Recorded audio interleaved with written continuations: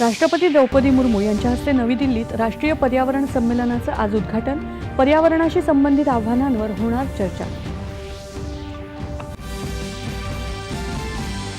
छत्तीसगडमधल्या सुकमा जिल्ह्यात सुरक्षा दल आणि नक्षलवाद्यांदरम्यान झालेल्या चकमकीत 16हून अधिक नक्षलवादी ठार.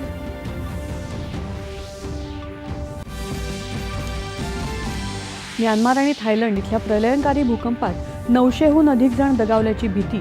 एकट्या म्यानमारमध्येच 700 जण मृत्युमुखी. संरक्षण मंत्रालयाचा 156 प्रचंड हेलिकॉप्टर्सच्या निर्मितीसाठी HAL कंपनीसोबत 2,09,000 कोटी रुपयांचा करार. मेक इन इंडियाला मिळणार मोठं पाठबळ.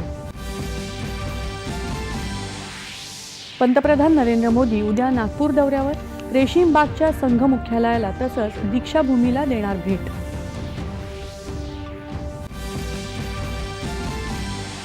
रमजानच्या पवित्र महिन्यानिमित्त संयुक्त अरब अमिरातीकडून कैदेतल्या 500 भारतीय नागरिकांची सुटका.